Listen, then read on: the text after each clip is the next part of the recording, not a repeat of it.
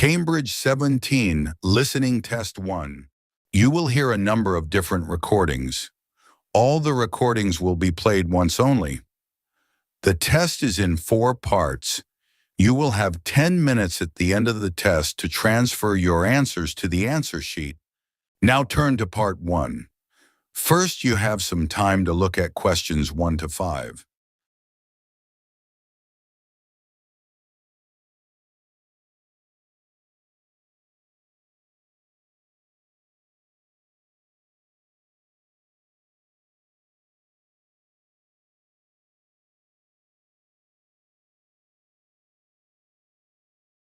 Listen carefully and answer questions 1 to 5.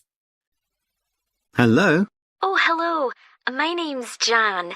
Are you the right person to talk to about the Buckworth Conservation Group? Yes, I'm Peter. I'm the secretary. Good. I've just moved to this area and I'm interested in getting involved. I was in a similar group where I used to live. Could you tell me something about your activities, please? Of course. Well, we have a mixture of regular activities and special events. One of the regular ones is trying to keep the beach free of litter. A few of us spend a couple of hours a month on it, and it's awful how much there is to clear. I wish people would be more responsible and take it home with them. I totally agree. I'd be happy to help with that. Is it okay to take dogs? I'm afraid not, as they're banned from the beach itself. You can take them along the cliffs, though, and children are welcome. Right. We also manage a nature reserve, and there's a lot to do there all year round. For example, because it's a popular place to visit, we spend a lot of time looking after the paths and making sure they're in good condition for walking. I could certainly help with that. Good. And we have a program of creating new habitats there. We've just finished making and installing nesting boxes for birds to use, and next we're going to work on encouraging insects. They're important for the biodiversity of the reserve. They certainly are. Oh, and we're also running a project to identify the different species of butterflies that visit the reserve. You might be interested in taking part in that. Sure. I was involved in something similar where I used to live, counting all the species of moths. I'd enjoy that. Another job we're doing at the reserve is replacing the wall on the southern side, between the parking area and our woodshed. It was badly damaged in a storm last month. Okay. Before you hear the rest of the conversation, you have some time to look at questions 6 to 10.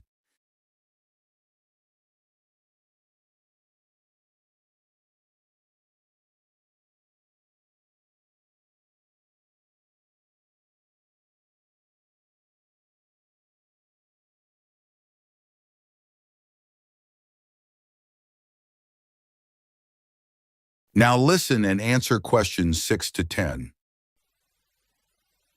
Then, as I said, we have a program of events as well, both at the weekend and during the week. Right. I presume you have guided walks. I'd like to get to know the local countryside as I'm new to the area. Yes, we do. The next walk is to Ruston Island a week on Saturday. We'll be meeting in the car park at Dunsmore Beach at low tide. That's when the sands are dry enough for us to walk to the island without getting wet. Sounds good. The island's a great place to explore. It's quite small, and it's got a range of habitats. It's also an ideal location for seeing seals just off the coast or even on the beach. Okay. And is there anything we should bring? Like a picnic, for instance? Yes, do bring one, as it's a full-day walk. And of course, it'll be wet walking across and back, so make sure your boots are waterproof. I must buy a new pair. There's a hole in one of my current ones. Well, I'd definitely like to come on the walk. Great. Then later this month, we're having a one-day woodwork session in Hopton Wood. I've never tried that before. Is it okay for beginners to take part? Definitely. There'll be a couple of experts leading the session, and we keep the number of participants down, so you'll get as much help as you need. Excellent. I'd love to be able to make chairs. That's probably too ambitious for one day. You'll be starting with wooden spoons, and of course learning how to use the tools. and anything you make is yours to take home with you. That sounds like fun. When is it? It's on the 17th from 10 a.m. until 3. There's a charge of £35, including lunch, or £40 if you want to camp in the wood. I should think I'll come home the same day. Well, I'd certainly like to join the group. That is the end of part 1. You now have half a minute to check your answers.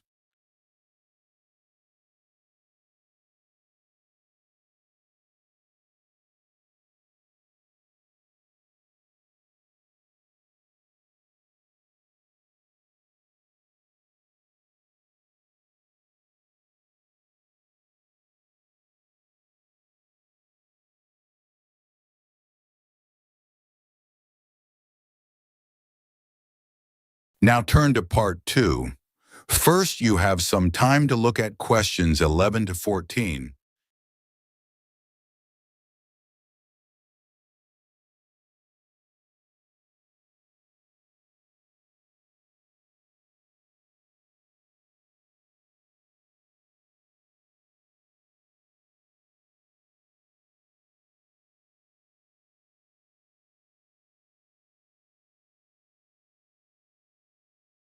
Now listen and answer questions 11 to 14. So, hello everyone. My name's Lou Miller, and I'm going to be your tour guide today as we take this fantastic boat trip around the Tasmanian coast. Before we set off, I just want to tell you a few things about our journey.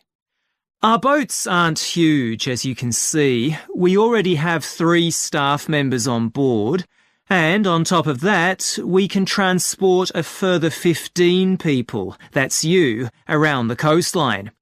But please note, if there are more than 9 people on either side of the boat, we'll move some of you over. Otherwise, all 18 of us will end up in the sea. We've recently upgraded all our boats. They used to be jet black, but our new ones now have these comfortable dark red seats and a light green exterior in order to stand out from others and help promote our company. This gives our boats a rather unique appearance, don't you think? We offer you a free lunchbox during the trip, and we have 3 types. Lunchbox 1 contains ham and tomato sandwiches. Lunchbox 2 contains a cheddar cheese roll.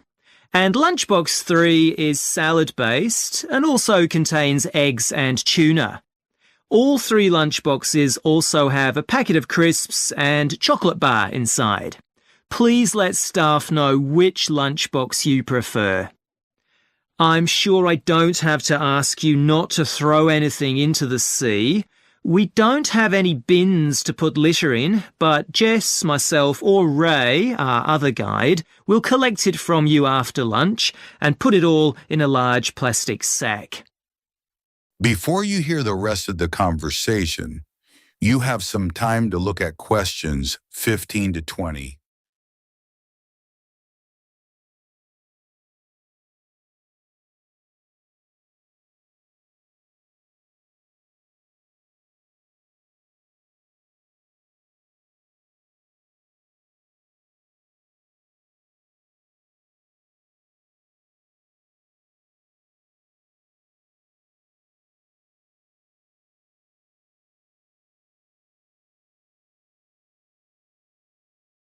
Now listen and answer questions 15 to 20.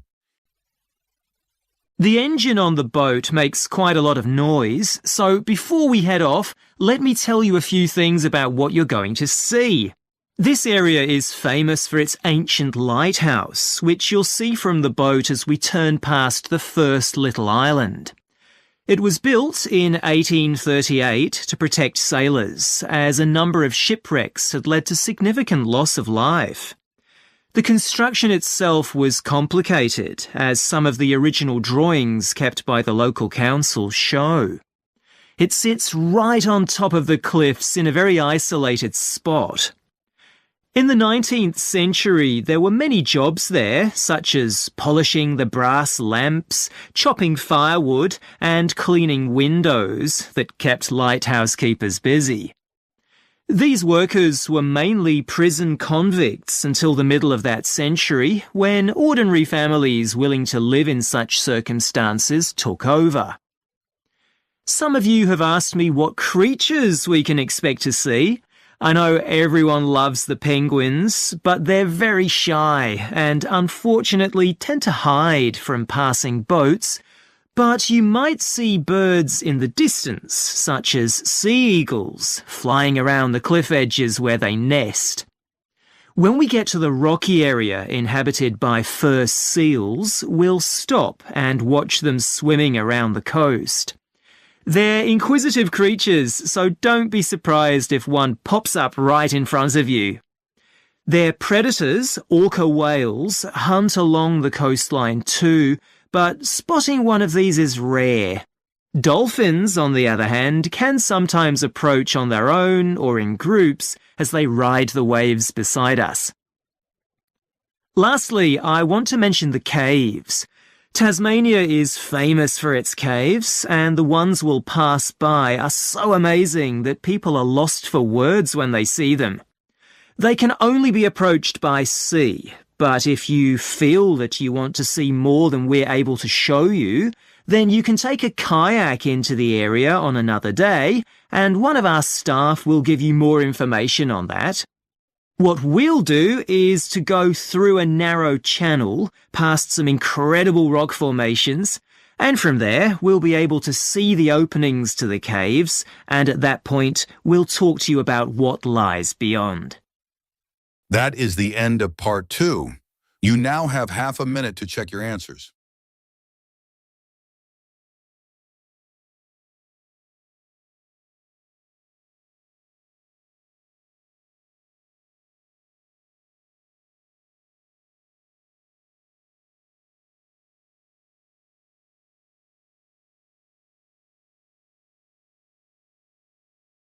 Now turn to part 3. First, you have some time to look at questions 21 to 26.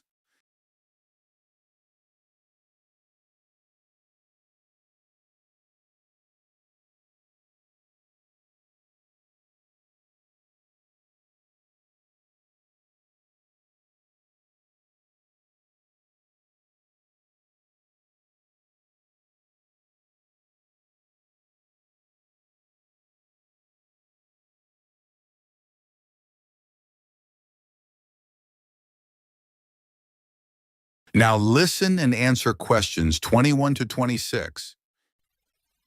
So, Tim, we have to do a short summary of our work experience on a farm. Right. My farm was great, but arranging the work experience was hard. One problem was it was miles away and I don't drive. And also, I'd really wanted a placement for a month, but I could only get one for 2 weeks. I was lucky. The farmer let me stay on the farm, so I didn't have to travel. But finding the right sort of farm to apply to wasn't easy. No, they don't seem to have websites, do they? I found mine through a friend of my mother's, but it wasn't easy. No. My farm was mostly livestock, especially sheep. I really enjoyed helping out with them. I was up most of one night helping a sheep deliver a lamb. On your own? No, the farmer was there, and he told me what to do. It wasn't a straightforward birth, but I managed. It was a great feeling to see the lamb stagger to its feet and start feeding almost straight away, and to know that it was okay. Then another time, a lamb had broken its leg, and they got the vet in to set it, and he talked me through what he was doing. That was really useful. Yes, my farm had sheep too. The farm was in a valley, and they had a lowland breed called Suffolks, although the farmer said they'd had other breeds in the past. So were they bred for their meat? Mostly, yes. They're quite big and solid. My farm was up in the hills, and they had a different breed of sheep. They were Cheviots. Oh, I heard their wool's really sought after. Yes, it's very hard-wearing, and they use it for carpets. Right. I was interested in the amount of supplements they add to animals' feed nowadays. Like, even the chickens got extra vitamins and electrolytes in their feed. Yes, I found that too. And they're not cheap. But my farmer said some are overpriced for what they are, and he didn't give them as a matter of routine, just at times when the chickens seemed to particularly require them. Yes, mine said the same. He said certain breeds of chickens might need more supplements than the others, but the cheap and expensive ones are all basically the same. So, did your farm have any other livestock, Diana? Yes, dairy cows. I made a really embarrassing mistake when I was working in the milk shed. Some cows had been treated with antibiotics, so their milk wasn't suitable for human consumption, and it had to be put in a separate container. But I got mixed up, and I poured some milk from the wrong cow in with the milk for humans, so the whole lot had to be thrown away. The farmer wasn't too happy with me. I asked my farmer how much he depended on the vet to deal with health problems. I'd read reports that the livestock's health is being affected as farmers are under pressure to increase production. Well, he didn't agree with that, but he said that actually some of the stuff the vets do, like minor operations, he'd be quite capable of doing himself. Yeah, my farmer said the same, but he reckons vet skills are still needed. Before you hear the rest of the conversation, you have some time to look at questions 27 to 30.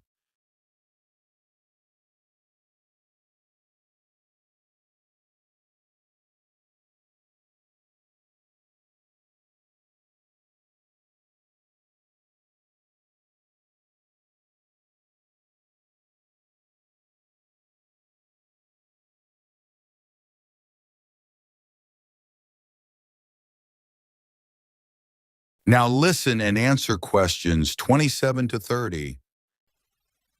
Now we've got to give a bit of feedback about last term's modules. Just short comments, apparently. Shall we do that now? Okay, so medical terminology. Well, my heart sank when I saw that, especially right at the beginning of the course, and I did struggle with it. I thought it'd be hard, but actually I found it all quite straightforward. What did you think about diet and nutrition? Okay, I suppose. Do you remember what they told us about pet food and the fact that there's such limited checking into whether or not it's contaminated? I mean, in comparison with the checks on food for humans, I thought that was terrible. I think the module that really impressed me was the animal disease one, when we looked at domesticated animals in different parts of the world, like camels and water buffalo and alpaca. The economies of so many countries depend on these, but scientists don't know much about the diseases that affect them. Yes. I thought they'd know a lot about ways of controlling and eradicating those diseases, but that's not the case at all. I loved the wildlife medication unit. Things like helping birds that have been caught in oil spills. That's something I hadn't thought about before. Yeah. I thought I might write my dissertation on something connected with that. Right. So, actually, I was thinking something along the same... That is the end of part 3. You now have half a minute to check your answers.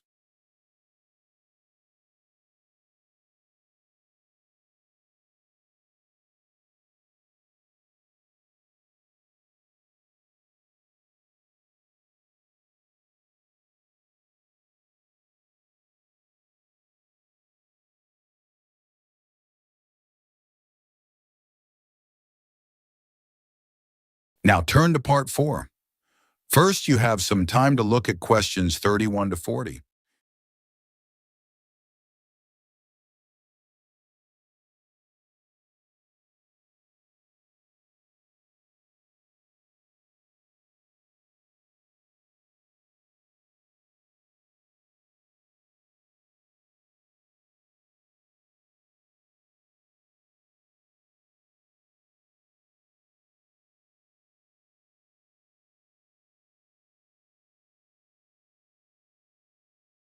Now listen and answer questions 31 to 40. Labyrinths have existed for well over 4,000 years. Labyrinths and labyrinthine symbols have been found in regions as diverse as modern-day Turkey, Ireland, Greece, and India. There are various designs of labyrinth, but what they all have in common is a winding spiral path which leads to a central area. There is one starting point at the entrance, and the goal is to reach the central area. Finding your way through a labyrinth involves many twists and turns, but it's not possible to get lost, as there is only one single path. In modern times, the word labyrinth has taken on a different meaning and is often used as a synonym for a maze. A maze is quite different, as it is a kind of puzzle with an intricate network of paths. Mazes became fashionable in the 15th and 16th centuries in Europe and can still be found in the gardens of great houses and palaces. The paths are usually surrounded by thick, high hedges so that it's not possible to see over them. Entering a maze usually involves getting lost a few times before using logic to work out the pattern and find your way to the centre, and then out again. There are lots of dead ends and paths which lead you back to where you started. The word maze is believed to come from a Scandinavian word for a state of confusion. This is where the word amazing comes from. Labyrinths, on the other hand, have a very different function. Although people now often refer to things they find complicated as labyrinths, this is not how they were seen in the past. The winding spiral of the labyrinth has been used for centuries as a metaphor for life's journey. It served as a spiritual reminder that there is purpose and meaning to our lives, and helped to give people a sense of direction. Labyrinths are thought to encourage a feeling of calm, and have been used as a meditation and prayer tool in many cultures over many centuries. The earliest examples of the labyrinth spiral pattern have been found carved into stone, from Sardinia to Scandinavia, from Arizona to India to Africa. In Europe, these spiral carvings date from the late Bronze Age.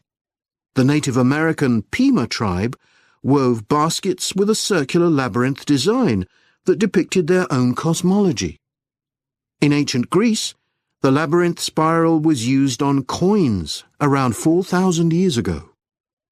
Labyrinths made of mosaics were commonly found in bathhouses, villas, and tombs throughout the Roman Empire. In northern Europe, there were actual physical labyrinths designed for walking on. These were cut into the turf or grass, usually in a circular pattern. The origin of these walking labyrinths remains unclear, but they were probably used for fertility rites, which may date back thousands of years. 11 examples of turf labyrinths survive today, including the largest one at Saffron Walden, England, which used to have a large tree in the middle of it.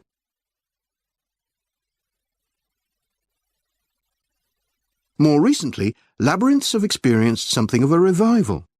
Some believe that walking a labyrinth promotes healing and mindfulness, and there are those who believe in its emotional and physical benefits, which include slower breathing and a restored sense of balance and perspective. This idea has become so popular that labyrinths have been laid into the floors of spas, wellness centres, and even prisons in recent years. A pamphlet at Colorado Children's Hospital informs patients that walking a labyrinth can often calm people in the midst of a crisis. And apparently, it's not only patients who benefit. Many visitors find walking a labyrinth less stressful than sitting in a corridor or waiting room. Some doctors even walk the labyrinth during their breaks. In some hospitals, patients who can't walk can have a paper finger labyrinth brought to their bed. The science behind the theory is a little sketchy, but there are dozens of small-scale studies which support claims about the benefits of labyrinths. For example, one study found that walking a labyrinth provided short-term calming, relaxation and relief from anxiety for Alzheimer's patients. So what is it about labyrinths that makes their appeal so universal? That is the end of part 4. You now have 10 minutes to transfer your answers to the answer sheet.